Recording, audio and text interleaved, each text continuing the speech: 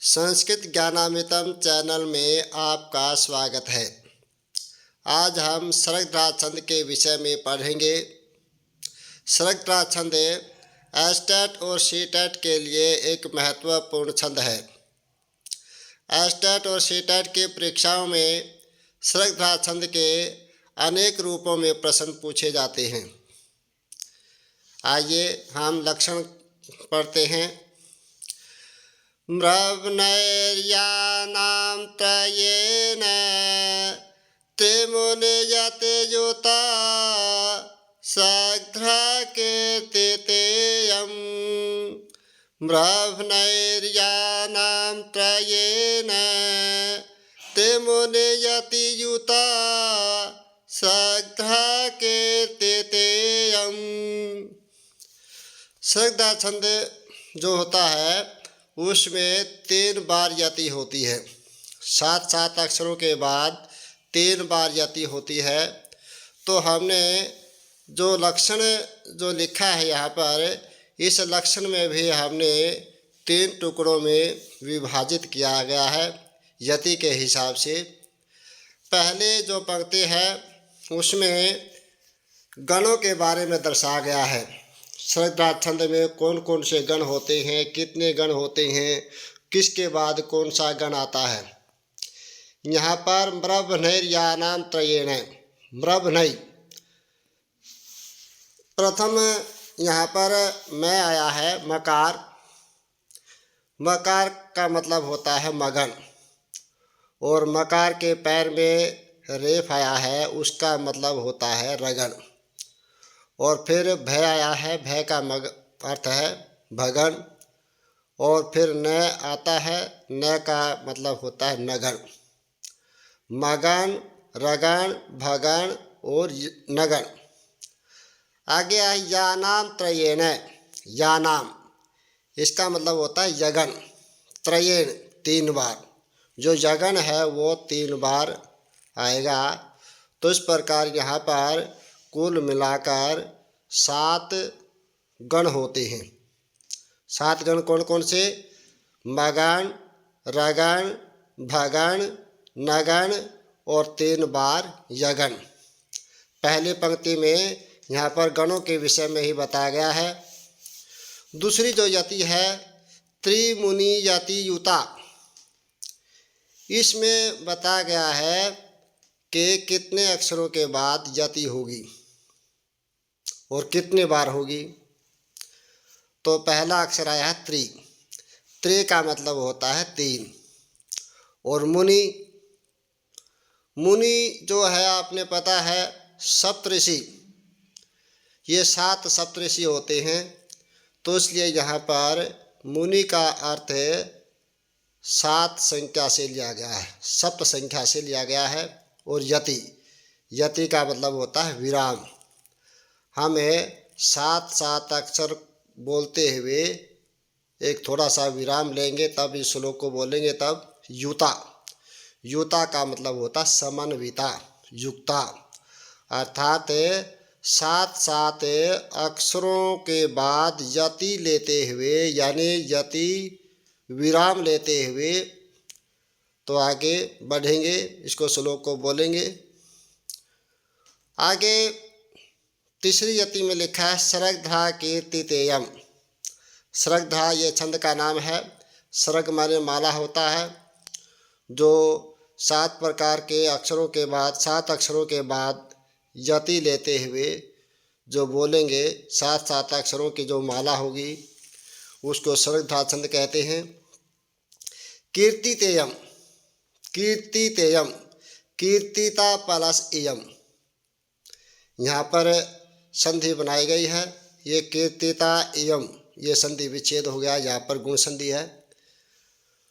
तो इस प्रकार 7 गण मगन, रगन, भगन, नगन और 3 यगन, तो ये 7 गण होते हैं। और 7 अक्षरों के बाद यति लेते हुए इस श्लोक को बोलेंगे। तो इस प्रकार यह सरगधा छंद कहलाता है। कीर्तिता, कीर्तिता का अर्थ होता कहलाता है। तो यह 7 अक्षरों के बाद यति जहाँ पर आती है, जिसमें 7 गण होते हैं क्रमशः, जो अभी ऊपर लिखा है ब्रह्मनिजानां त्रयेण, तो इस प्रकार इसको श्रद्धा छंद कहा जाता है। श्रद्धा छंद में 21 अक्षर होते हैं। जैसे अभी बताया कि 7 अक्षरों के बाद यति होगी तो 3 बार यति होगी, 7 या 21। तो इस प्रकार इस छंद के अंदर 21 अक्षर होते हैं। आइए अब हम इसका एक उदाहरण लेते हैं।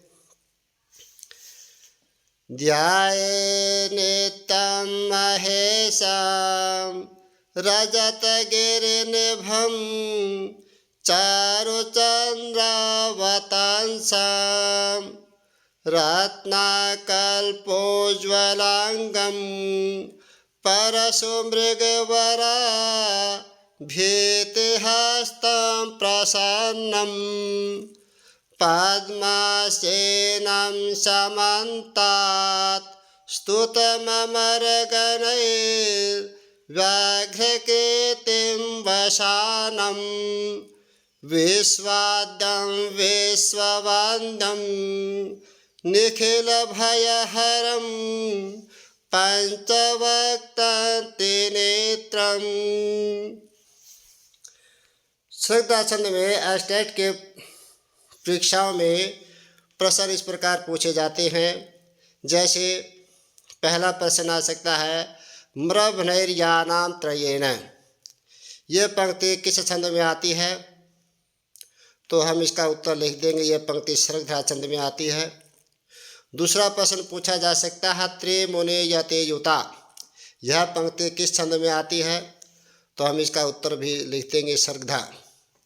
तीसरा प्रश्न पूछा जा सकता है श्रद्धा छंद में 21 वर्ण होते हैं। तो यह प्रश्न पूछा जाएगा कि श्रद्धा छंद में कितने वर्ण होते हैं। दूसरा इससे उल्टा भी पूछा जा सकता है 21 वर्ण किस छंद में होते हैं। और यहाँ पर श्रद्धा छंद में कितने अक्षरों के बाद यति होती है, यह भी पूछा जा सकता है। तो हम उत्तर लिख देंगे 7 अक्षरों के बाद यति होती है। तो आगे जो उदाहरण लिखा है, इस उदाहरण को पढ़ करके सुन करके आपको और भी अच्छी तरह समझ में आ जाएगा। श्रद्धा छंद में एक प्रश्न इस प्रकार भी पूछा जा सकता है, निम्नलिखित पंक्तियों में श्रद्धा छंद किसमें है। यहाँ पर नीचे 4 छंदों की 4 लाइनें लिखी हुई मिलेंगी। जैसे पहली लाइन है खगा वासोपेता सलिलमवगाढ़ो मुनिजन है। दूसरी लाइन है कीतमानो मातां तिष्ठं वायैरिदं गुरुपातेकम्। आगे तीसरी लाइन है ग्रीवाभंगाभिरामं मुहुरनुपतति सैंदने बददृष्टि। चौथी लाइन है शांताकारं भुजगशयनं पद्मनाभं सुरेशम। ये 4 पंक्तियां हैं।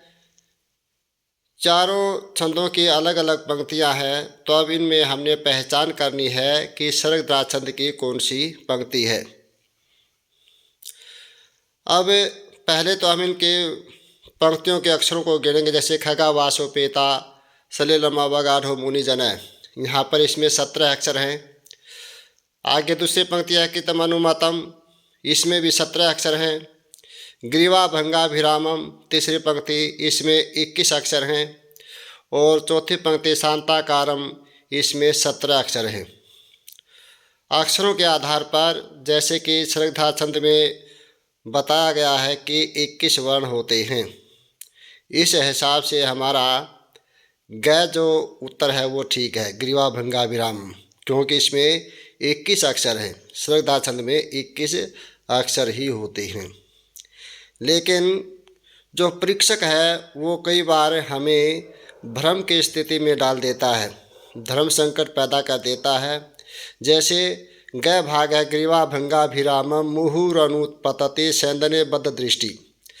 अगर बददृष्टि को यहाँ पर हटा दें, यहाँ पर लिखे ही नहीं, तो फिर इसमें भी 17 अक्षर रह जाते हैं। चारों लाइनों में फिर 17 अक्षर हो जाते हैं। फिर ये हमें भ्रम की स्थिति पैदा कर देता है, क्योंकि 21 अक्षर तो किसी भी पंक्ति में नहीं है, क्योंकि सर्गधा छंद के अंदर 21 वर्ण होते हैं। अब कोई विद्यार्थी ये मान लेता है तो इसमें तो 21 अक्षर किसी भी पंक्ति में नहीं है, तो ये तो उत्तर गलत हैं। लेकिन हमें गलत नहीं मानना है, क्योंकि जो प्रेक्षक होता है वो हमेशा भ्रम की स्थिति पैदा करने वाला होता है। प्रेक्षक को पूर्ण अधिकार होता है भ्रम की स्थिति पैदा करने के लिए। वह भ्रम की स्थिति पैदा करता है ताकि इसका उत्तर बच्चे सही निकालें और जो न पढ़ने वाले बच्चे हैं वो पीछे रह जाए। पढ़ने वाले विद्यार्थी ही इसका उत्तर दे सकते हैं। कैसी स्थिति है? जैसे चारों पंक्तियों में 17 वर्ण हैं, तब हम कैसे पहचानेंगे कि इसमें सर्गधा छंद कौन सी पंक्ति में है? इसके लिए हमें सर्गधा छंद का लक्षण है वो पढ़ेंगे। लक्षण में लिखा है म्रभनैर्यानाम, आरंभ में ही लिखा है म्रभनैर्यानाम। म्रभनई मैं जो है ये है मगन और मैं के पैर में है रगन। जिस पंक्ति में पहले मगन होगा और फिर रगन होगा और फिर भगन होगा वह सर्गधा छंद है। आप चारों पंक्तियों देखेंगे। शुरू में ही खगा वासो पेता, ख गा वा, पहले लघु है, फिर गुरु है और फिर गुरु है। लघु गुरु गुरु। लघु गुरु गुरु किस में होते हैं? यगन के अंदर होते हैं। लेकिन सर्गधा छंद में पहला अक्षर यगन नहीं होता, मगन होता है, इसलिए क भाग को काटा मारो। फिर आगे लो ख भाग कृतमनुमतम। कृतमनुमतम कृतमय ये नगन है। सर्गधा छंद में पहला गण जो है नगन नहीं आता, मगन आता है, इसलिए ख भाग को भी काटा मारो। दोनों कट गई। दोनों जो है क और ख जो हमारे भ्रम की स्थिति से बाहर हो गई। अब बच गए ग और घ। ग्रीवा भंगाभिरामम। ग्रीवा भंग ये जो है मगन है, क्योंकि ग्रीवा भय के बाद में अंग है तो ये अंग भय को गुरु कर देता है, इसलिए ये मगन हो गया। और सर्गधा छंद में पहला अक्षर मगन होता है। शांताकारम, शांताकार में शांता ये मगन है, तो इसमें ग और घ दोनों में पहले जो है मगन है, दोनों जगह है। लेकिन अब हम आगे देखना पड़ेगा। ग्रीवा भंगाभिरामम यहाँ पर रगन है और शांताकारम भुजगशयनम यहाँ पर दूसरा गण भगन है। लेकिन दूसरा गण सर्गधा छंद के अंदर रगन होता है, भगन नहीं होता है, तो इसलिए जो घ है इसके भी काटा मारो। ये भी गलत है, ये भी भ्रम की स्थिति पैदा करने वाला था, तो इसलिए इसका घ उत्तर नहीं है, तो इसका उत्तर होगा ग तीसरा। ग्रीवा भंगाभिरामम मुहुरनुपतति सैंदने बद्ध दृष्टि, इसका ये सही उत्तर है, क्योंकि ये लक्षण के आधार पर सही उतरता है। म्रभनैर्यानाम तयेन त्रिमुनि यति युता सर्गधा कीर्तितेयम। यहाँ पर ग्रीवा भंगाभिरामम इसके अंदर पहले मगन है, फिर रगन, भगन, नगन, जगन, यानी लास्ट में 3 यगन। तो इस प्रकार ये गण होते हैं। आगे एक प्रश्न इस प्रकार भी पूछा जा सकता है, निम्नलिखित में से कौन सा गण सर्गधा छंद में प्रयोग नहीं किया गया है? क मगन, ख नगन, ग यगन, घ तगन, अंग भगन। ये 5 ऑप्शन हैं। इन 5 ऑप्शनों में से कौन सा गण सर्गधा छंद में प्रयोग नहीं किया गया है? लक्षण में हमने पढ़ा था म्रभनैर्यानाम त्रये, तो यहाँ पर मगन लक्षण में आता है और नगन भी आता है और यगन भी प्रयोग किया जाता है सर्गधा छंद में, तगन प्रयोग नहीं किया जाता। म्रभनैर्यानाम यहाँ पर तय कहीं पर भी नहीं है, यानी तगन कहीं पर भी नहीं है, तो इसलिए तगन प्रयोग नहीं किया जाता। इसका उत्तर हो जाएगा घ। आगे भगन भी प्रयोग किया जाता है। आगे एक प्रश्न और प्रयोग किया जाता है, पूछा जाता है, निम्नलिखित में से कौन सा गण सृगधा छंद में प्रयोग किया गया है। यहाँ पर है क जगण, ख तगण, ग नगण और घ सगण, अंग क और ख। यहाँ पर जगण तगण क और ख ये सृगधा छंद में प्रयोग नहीं किए जाते। ग नगण, ये नगण सृगधा छंद में प्रयोग किया जाता है, सगण भी प्रयोग नहीं किया जाता, तो इसलिए इसका उत्तर हो जाएगा ग। जयतु संस्कृतम जयतु भारती।